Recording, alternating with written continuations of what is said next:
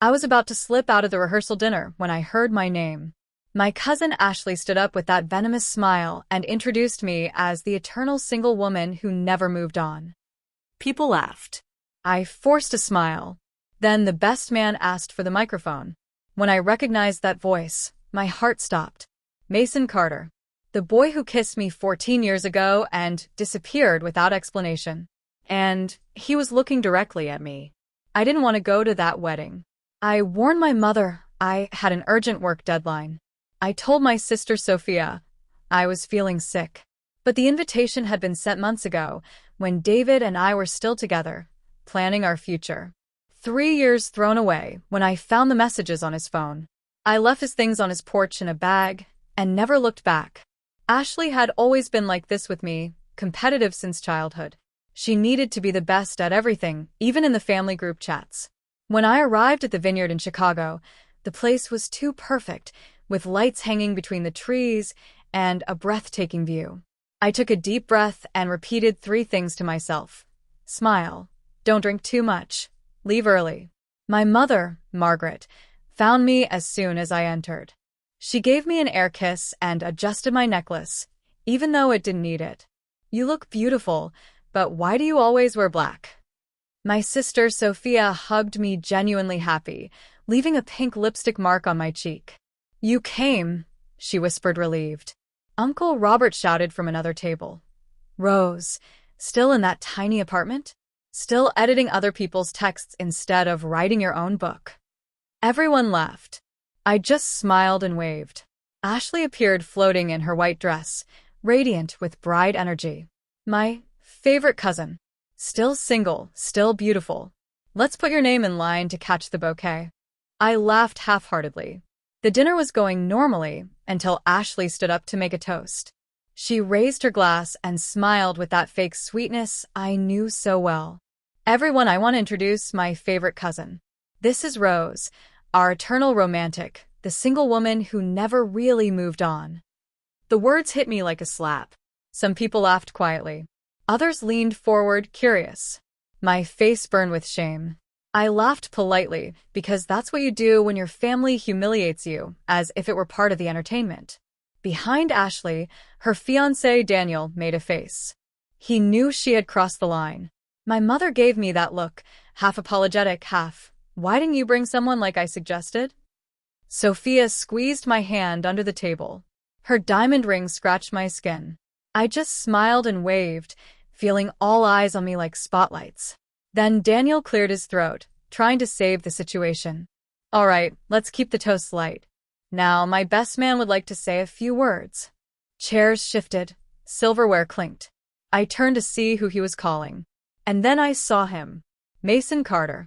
Tall, calm, wearing a perfectly fitted navy blue suit. He approached the front of the room and took the microphone. My heart raced. I hadn't seen Mason in 14 years. Since that night, he kissed me and promised we would write to each other. He went to college in Boston and never contacted me again. He simply disappeared from my life. Mason tapped the microphone once, and the room fell silent. Good evening, he said in that deep voice I still recognized. I won't take much of your time. Daniel asked me to speak, and when Daniel asks, you say yes, even when it terrifies you. Some people laughed. I froze in my chair. He told funny stories about Daniel in college, mentioned a sweet memory from high school, and raised his glass to a toast to true love. I tried to focus on the words, but my head was spinning. Why didn't anyone warn me he would be the best man? Sophia knew. My mother must have known. Why didn't anyone say anything? When the applause ended and Mason returned the microphone, he looked directly at me. A deliberate pause, as if testing the waters. I looked away first, pretending interest in the untouched piece of cake on my plate. After the speeches, people moved toward the dessert table. Conversations resumed. I remained seated, forcing myself to feel absolutely nothing. Then I heard that voice behind me. Hi, Rose. I turned slowly. There he was, closer than I expected, still holding the champagne glass. Mason, I replied, and I hated the way my voice failed. He smiled slightly. You remember me. I stood up, brushing imaginary crumbs from my dress. You made a speech 2 minutes ago. It would be hard to forget. Still sharp, I see, he said. What are you doing here? I shot back. I'm Daniel's best man. We've been planning this for months. Didn't you think I might be here? I didn't answer. I didn't have a ready response. Mason looked around the room and then back at me. You look beautiful. I crossed my arms. You can't just say that. He nodded. I know. Another uncomfortable pause. You disappeared completely, Rose. You kissed me, went to Boston, and never spoke to me again. I countered. I know, he repeated calmly. I've wanted to explain that for a long time. My voice came out harder than I intended. Well, your timing is still terrible. He laughed, but it wasn't presumptuous. It was a sad, quiet laugh. Yes, it really is terrible. I didn't trust this version of him. Calm, thoughtful, present. The Mason I knew was impulsive, the kind of boy who climbed on the roof just to watch the sunrise. The kind who promised to write and simply vanished. I'm not here to complicate your life, he said, taking a step closer. But I meant what I said in the speech. Some things stay with you, even when you think they shouldn't. I looked away. I'm not who I was back then. He smiled slightly. I'm counting on that. I excused myself, saying I needed air. I walked out to the vineyard terrace. The night air was cool, smelling of jasmine and wine. The music continued inside, people laughing and dancing. I leaned on the railing and took a deep breath. The past had just walked back into my life, wearing a suit and speaking truths. And I had no idea what to do about it.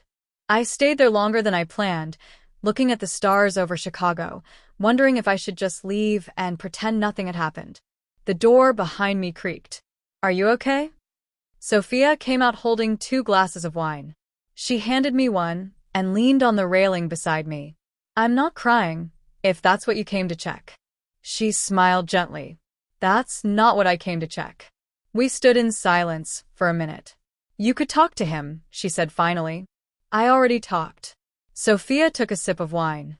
Talk for real, Rose. Do you remember what he did? I shrugged. I remember he was 19, scared, and was an idiot. We all were. I also remember how you looked at him back then, Sophia continued. You were different around him. Lighter. I took a big sip of wine. That version of me doesn't exist anymore. My sister raised an eyebrow. Are you sure? I didn't answer because, honestly, I wasn't sure of anything. You don't owe him anything, Sophia said softly. But maybe you owe yourself a little honesty. When she went back inside, I stayed alone a while longer. I thought about the girl I was when Mason and I almost were something. It had been one magical night, a kiss that should have been followed by hundreds of others. But he left, and I waited like a fool. I put the glass on the table and turned toward the building. I didn't enter through the main door. I went around the side, through the staff hallway, and found myself at the edge of the room. Mason was alone near the fireplace, hands in his pockets, looking at the flames as if gathering courage. I crossed the room and stopped a few feet from him. You said you wanted to explain, I said. He turned slowly, not seeming surprised. Yes. If you'll let me. I crossed my arms. I'm listening. Mason took a deep breath. I went to Boston and thought about you every day. I had your number. I even wrote messages dozens of times, but every time I was going to call, I panicked. Why? My voice came out softer than I intended. Because I had never felt anything so real before, and I didn't think I deserved it. I shook my head. That doesn't justify what you did. He nodded. I know. But now, after all this time, I needed to tell you the truth. And make a dramatic speech like it's a movie? He almost smiled. I didn't plan the speech that way. I wrote something else, something safe. But then I saw you, and everything felt empty. A pause. I'm not trying to rewrite the past, Rose. I just want to stop pretending it didn't mean anything. You could have reached out years ago. My voice trembled slightly. I know, and I wish I had. But I'm here now. And if there's even the smallest chance you've ever wondered what could have been, I needed to say something. I watched the nervous shift in his posture, the sincerity in his voice. Part of him seemed like the boy I knew, and part was someone completely new. I could have shut him down, could have turned my back and walked away. But something in me wasn't ready to do that. All right, I said quietly. You have 10 minutes outside. After that, I'm going home. We walked out together, passing relatives dancing and glasses being raised. Aunt Cecilia pointed at us, as if she had predicted this all along. Outside, under the fairy lights, we sat on a bench near the vineyard path. For the first time in 14 years, I allowed myself to listen, not as the girl he left behind, but as the woman who finally wanted to understand why. Mason didn't rush. He sat beside me, looking at the stars over Chicago before starting. I didn't leave because I didn't feel anything. I left because I felt too much. He continued without looking at me. When I kissed you that night, I knew it was different. And that terrified me. I was just a kid, Rose. I didn't know how to carry something so intense. You didn't even say goodbye, I said quietly. I know. That's the part that haunts me. He finally looked at me. I'm not trying to make myself look good in this story. I'm just being honest. I let out a sigh I'd been holding for years. I waited for you. For months. I checked my phone every day. Mason nodded, swallowing hard. I don't deserve your forgiveness. I looked at him for a long moment. No, you don't. But maybe you're not here for forgiveness. Our eyes met. I'm here for the truth. And maybe, if I'm lucky, for a second chance. I wasn't ready to answer that. Not yet. But I also didn't pull away. Inside, I heard Daniel tapping his glass, announcing the time for dancing. The music started again, soft and distant. Mason and I sat there in comfortable silence for the first time. I'm not promising anything, I said finally. I know, he replied. But I'm willing to earn it, Rose. The right way this time. I looked at the starry Chicago sky, and, for the first time in years, I felt that maybe the past didn't need to define me. Maybe second chances were real. 3 weeks later, I received a package. Inside was The Little Prince, our favorite book from high school. On the first page, Mason had written, "What is essential is invisible to the eye." And sometimes we need to grow up to understand what we felt when we were young. We met for coffee the following week. Then for a walk in Millennium Park. No expectations, just the slow rediscovery of something that never really disappeared. At Ashley's wedding 2 months later, I brought Mason with me. Not as revenge, but because he had earned the right to be there. My mother leaned in and whispered, "He seems different." I smiled. He is different. And so am I. Sophia just winked at me from across the room, smiling. This story isn't a fairy tale about a girl who waited years for her prince. It's about someone who got hurt, healed, and learned to stand on her own first. Mason wasn't the ending I was looking for. He was the new beginning I didn't know I deserved. And as his hand rested gently on mine, I realized something important. I hadn't failed to move on. I was just waiting for the right moment on my own terms. Because love isn't about perfect timing. It's about courage. And this time I had both. 6 months passed like pages turning in a book I never wanted to put down. Mason and I took things slow, rebuilding what had been broken with patience and honesty. We met for dinners in small restaurants, walked along Lake Michigan talking about everything we had missed in those 14 years apart. He told me about his failed engagement 3 years ago, about the startup he built from nothing in Boston, about the nights he almost called me but didn't have the courage. I told him about David, about the years I spent editing other people's stories while my own remained unwritten, about the apartment I loved despite what Uncle Robert said, about learning to be whole on my own. We didn't rush into anything. We didn't pretend the past hadn't happened. Instead, we acknowledged it, learned from it, and chose to move forward differently. Mason started flying to Chicago every other weekend. Then every weekend. Then he started looking at apartments near mine. "I'm not doing this just for you," he said one evening as we sat in my tiny living room. "I'm doing it because Boston stopped feeling like home a long time ago. Chicago feels right. You feel right." I didn't answer immediately. I had learned not to make decisions based on fear or hope alone, but on what felt true. And this felt true. "Then stay," I said simply. He smiled. That same smile from 14 years ago, but steadier now, more certain. We spent Christmas with my family. My mother cried happy tears. Sophia squeezed my hand under the table just like she had at the rehearsal dinner, but this time her smile was pure joy. Even Uncle Robert nodded approvingly, though he couldn't resist asking when I'd finally write that book. Ashley cornered me in the kitchen during dessert. "I owe you an apology," she said quietly. "For the rehearsal dinner. For a lot of things, actually."